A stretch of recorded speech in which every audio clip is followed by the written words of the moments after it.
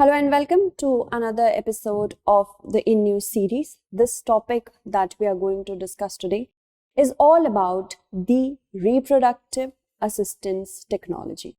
This is being discussed because a new bill has been passed by the Lok Sabha by the name of the Assisted Reproductive Technology Regulation Bill. So, all in all, we are going to cover the conceptual, factual, and also the relevant features of the bill, along with the issues related with the bill and what is the way forward. Now let's start with the news, and as you can see, Lok Sabha has passed this bill, and this bill was introduced back in September 2020. The major aim of this bill is to regulate the assisted reproductive technology. In the layman's term, we call it IVF and the other similar processes to help the infertile population to have conceivement of their new child. Okay, let's move forward and talk about some bits about it. First of all, before we begin, I would like to tell you about the assisted reproductive technology. What is this basically? It is basically any technology which comes under fertility treatment. Fertility treatment is aimed to help those people from the population who are infertile. That means they are unable to conceive and reproduce. Fertility techniques, the biggest and the most famous is of course the IVF, in vitro fertilization. In vitro fertilization, I am going to help you with this diagram. What happens? Basically, the important gametes for reproduction from the woman's side is the oocytes, that is immature cell, and from the men it's sperm. So when these two meet, they are able to reproduce the same species from which they belong to, and it happens outside a woman's body, in the sense that first we need to have eggs from the women's side, the oocytes, which are immature eggs. Now, ovarian stimulation hormone therapy, through that only we are able to extract eggs. Then we have the preparation of the sperm, the gametes from the male side, and then egg fertilization happens. This process happens outside a woman's body, and after that we inject the embryo. When the embryo starts to get developed, we inject it into the mother or the surrogate mother. Okay, so this is IVF in the simplest of the terms. There are other important techniques which includes gamete donation and intrauterine insemination. In vitro fertilization, we have discussed intracytoplasmic sperm injection. Also, pre-implantation genetic diagnosis. That means before we plant the embryo into a woman's womb, we have a lot of research upon if there is any genetic disorder that is being passed through, and gestational surrogacy. Everything is there. Now, assisted reproductive technology, it of course procedures sometimes used donor eggs. We have discussed this. Donor eggs are used, donor sperms are used, or previously frozen embryos are even used. So, as a woman who might be entering into her late 30s, if she has this fear of not being able to reproduce in the future, she can have a choice of getting her eggs extracted and fertilize it with the help of the designated sperm and keep it frozen, so that at a later time she can get it injected and then reproduce. So this technology will be helpful in that. In order to regulate everything with respect to assisted reproductive technology, this bill has been introduced. Okay, let's move forward and talk about the key features of the bill. This bill, which was passed or first introduced in 2020, then it was detailed about in a standing committee report. And now, after a lot of debate in the sense, a lot of proper procedure has been followed in the Lok Sabha before passing it today. on December 1st, 2021. Today, that means yesterday. So, as this news is coming today, the proper features of everything, that is why we are discussing it today. So, if we talk about the objectives, as I have already told you, to regulate this technology, what does it define according to the bill? What does it define as an ART? It defines it as all techniques that have the ambition to obtain a pregnancy. In what manner? The pregnancy should be handled with the help of the sperm or the oocyte, which is the immature egg cell. And this should happen outside the human body, that means in a setup, laboratory setup, or any scientific clinic. Also, transferring the gamete or the embryo into the reproductive system of a woman is considered under ART. Then ART services, they have to be provided through proper channel, and the ART services will be provided through ART clinics. Okay, so this should be registered. The clinics should be registered which offer ART related treatments and procedure. Okay, also ART banks, as the name suggests, they store the gametes and also supply them in case of need. ART clinics and ART banks. Moving on, if we talk about more, regulations of them have to be done because we have to basically make sure that this technology is not misused. So, every ART clinic as well as bank, it must be registered with a national registry. This is the national level database from which we can have all the information about the registered clinics as well as laboratories and banks. Then the national registry, it will be designated to be as the central database with the help of this bill, and it will act as a central database, as I have already told you.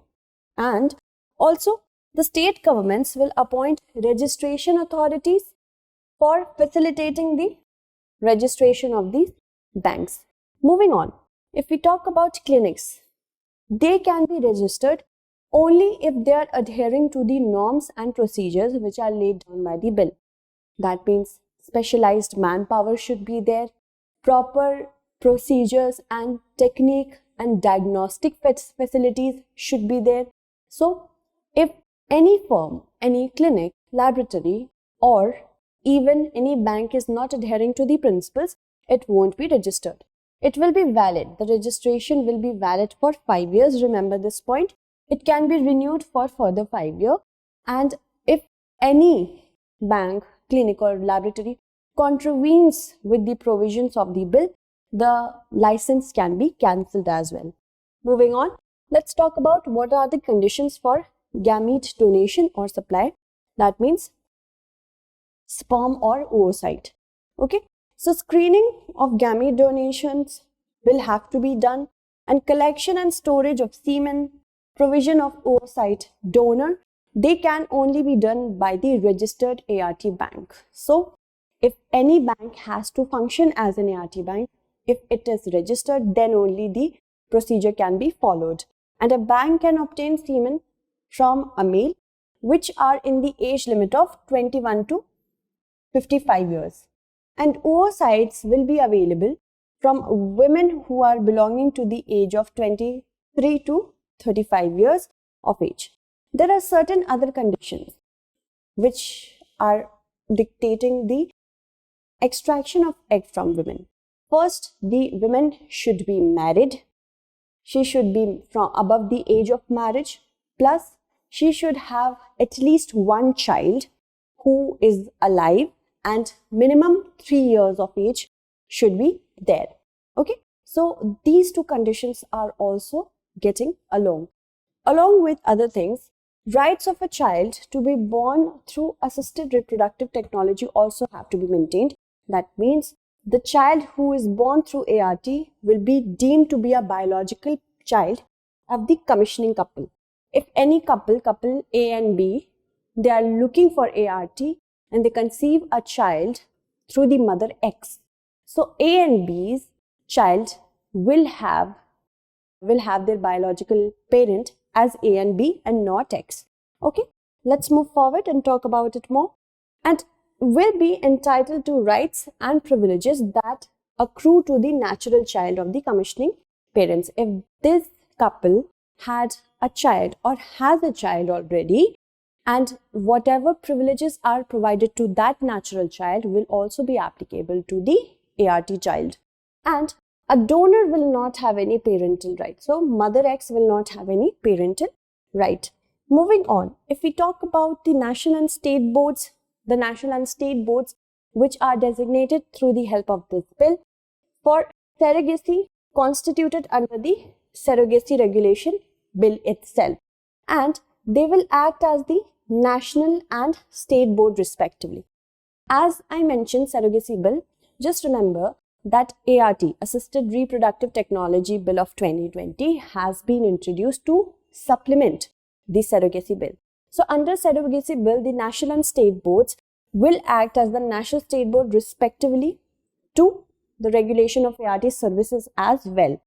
And the state boards will coordinate the enforcement of policies.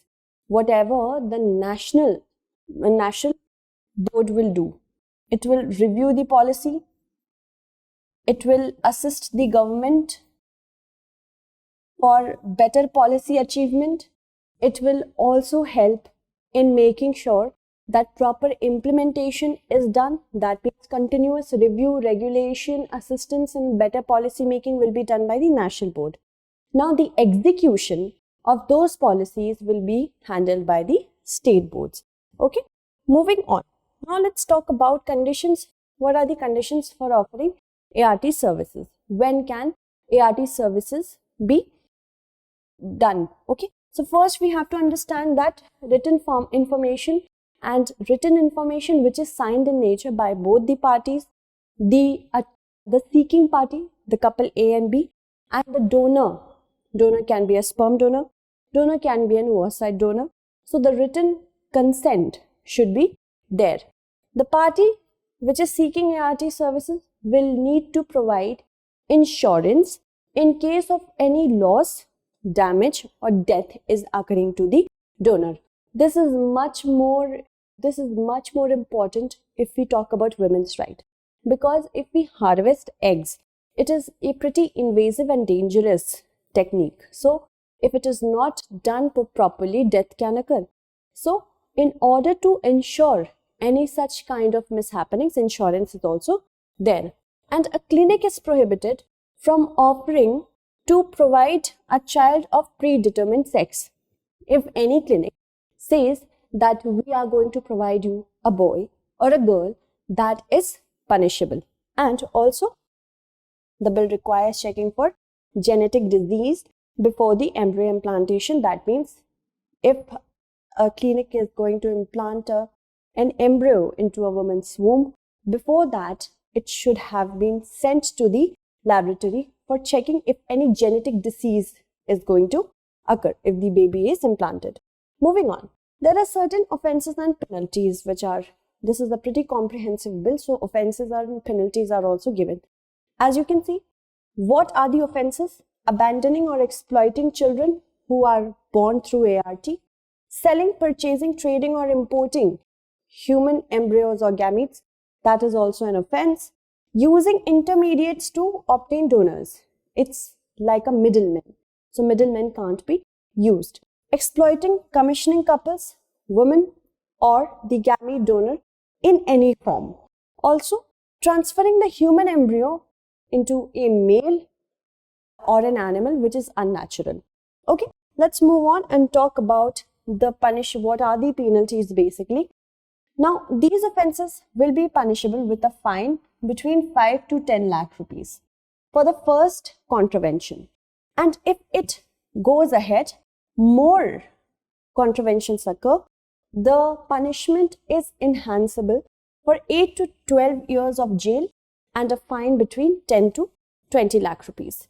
No court will take cognizance of any offence of the bill except on a complaint.